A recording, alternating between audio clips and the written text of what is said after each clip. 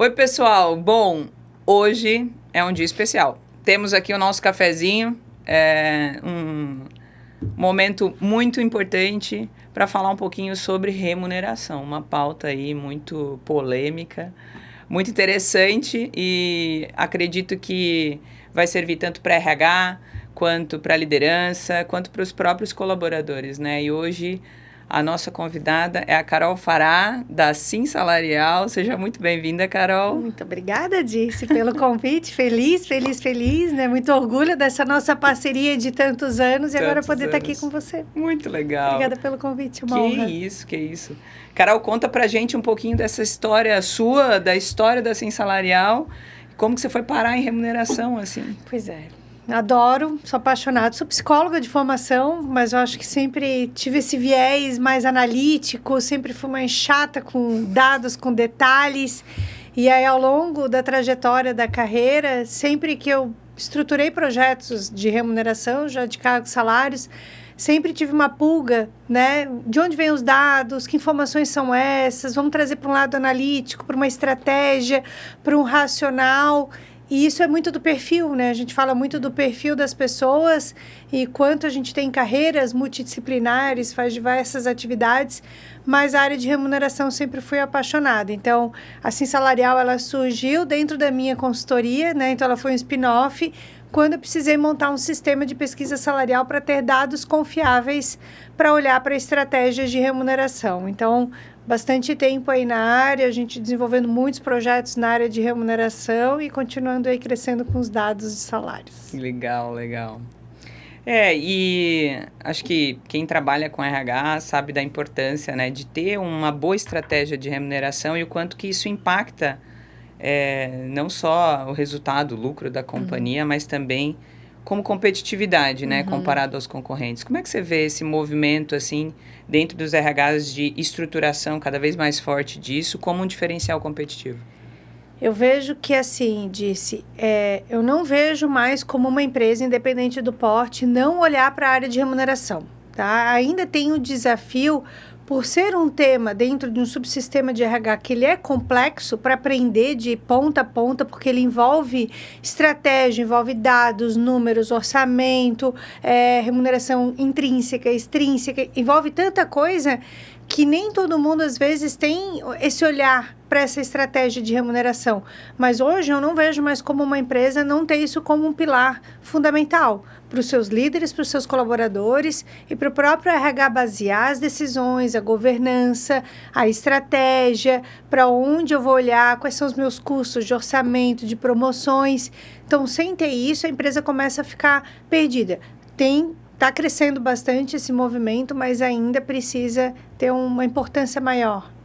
E é curioso isso, né? Porque quando você olha tem muitas empresas que têm um orçamento muito bem estruturado, tem uma discussão um pouco mais clara de budget que se vai gastar no ano para promoção e tudo mais, mas tem muitas que fazem isso baseado no real, né? E não baseado num desenho de uma tabela ou principalmente, eu quero me posicionar, eu quero ser competitivo em relação ao mercado, como que eu monto uma estratégia, né? Para que eu consiga atrair os melhores talentos, né? Isso. E aí o turnover acaba vindo e as pessoas não sabem por quê, Não sabem por quê. E, ao mesmo tempo, elas também não conseguem entender que eu quero ter esse posicionamento, mas às vezes a empresa não tem esse orçamento, às vezes eu não consigo mostrar para a empresa por dados o quanto eu estou pagando abaixo do mercado, eu não consigo conectar com o recrutamento e seleção para saber os motivos dos desligamentos, por exemplo, ou da dificuldade de contratar pessoas, onde que está esse turnover, qual área, se o motivo é salário, qual que é o impacto e o porquê que eu tenho que ter uma tabela bem estruturada. Então, não é só a remuneração, a gente tem que tirar essa ideia de que remuneração é só ter uma tabela. Não é mais sobre isso, sobre ter uma tabela. É olhar para todos esses processos e o quanto o salário ou benefícios ou essa dificuldade de atração e retenção envolve todos os outros subsistemas. Então, ele é o meio, né? A estrutura de cargos e salários é o meio para dar sustentabilidade e crescimento para todos os outros processos de RH. Legal. E quando tu fala... tem vários termos, né? Total compensation, total rewards, pacote de salário e benefício. Além do salário nominal, assim, o que tu tem visto de prática, de composição, assim, fixo, variável, benefício? Qual que tem sido, assim, os maiores movimentos e tendências, assim, que você tem percebido no mercado? Eu tenho, né, claro, vamos trazer um pouco de conceito, né? Então, dentro de um conceito, quando eu olho remuneração total, total rewards, enfim, né, os nomes lindos que a gente tem, a gente olha o fixo, que é o quanto aquele cargo vale no mercado. Então, ele vale X, eu tenho a minha tabela, a minha estrutura, eu tenho o salário da minha tabela fixo. Legal. Quando eu olho para benefícios, a gente já começa a ter uma gama maior. Tem os benefícios obrigatórios de convenção, mas tem aqueles que vão ajudar a personalizar de acordo com a idade, o público da empresa, a flexibilização para também atrair pacotes de benefícios e também ajuda a reter as pessoas. Então, é um pacote, mas que também tem outros propósitos para isso.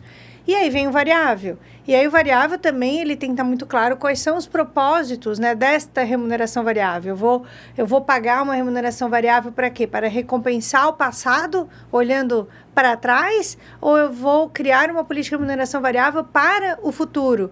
Para atrair, para reter as pessoas, para que elas recebam mais pelo seu mérito, pelo seu desempenho, crescimento. E aí vem os diferentes tipos, né?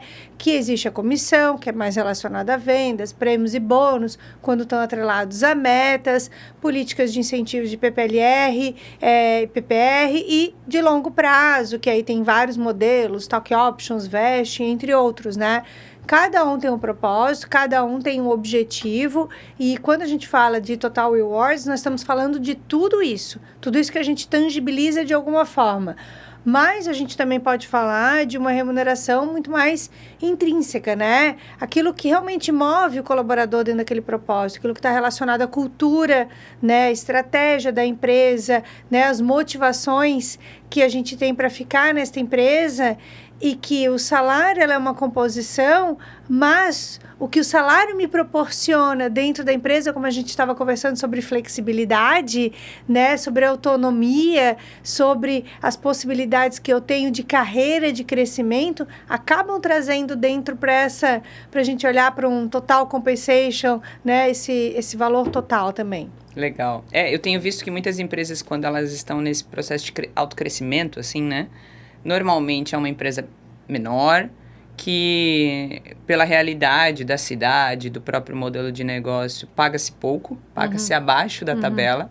Conforme ela vai crescendo, os colaboradores enxergam ali uma oportunidade de crescer. Então, não somente o salário que você está recebendo naquele momento, mas eles enxergam essa possibilidade futura, né? Isso. Já empresas muito grandes, bem estabelecidas, o movimento ela não é tão claro, né? Pode-se ter um lindo plano de cargos e salários, mas a empresa cresce pouco, aí é muito previsível, né? Então, não tem tantas posições novas surgindo, então é muito mais olhar assim, cara, eu vou ter que assumir a cadeira daquela pessoa que está lá.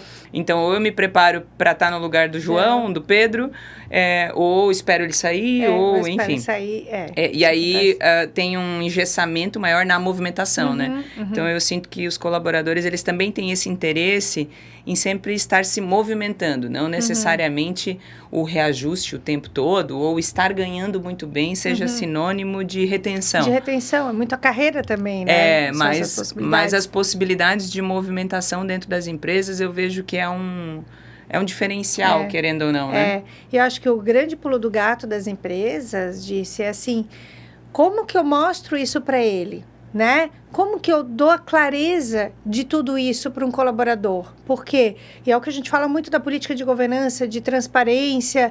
Não é a transparência salarial que a pessoa precisa saber da tabela, que a empresa, meu Deus, tem que deixar tudo mostrando para todo mundo. Não, é essa clareza dos caminhos e dizer, se eu sou uma empresa pequena e que eu tenho mais possibilidades de crescimento de carreira, Como que eu vou mostrar as possibilidades e como que eu vou incentivar? Se eu sou uma empresa que é mais estruturada em processos, em áreas, e que não tem como fazer esse processo, como que talvez ele pode transitar para outras áreas dentro da própria empresa? Sim. Como que ele pode se tornar um especialista naquela área que ele está atuando, sem necessariamente ter, às vezes, um cargo de liderança, né? Então, isso ajuda muito a reter essas pessoas, porque às vezes elas saem por não identificar isso. E a empresa não consegue mostrar, não consegue deixar claro, e que, claro, à medida que eu mostro trilha de carreira, essas possibilidades, consequentemente, a pessoa desenvolve, ela vai crescendo na sua remuneração.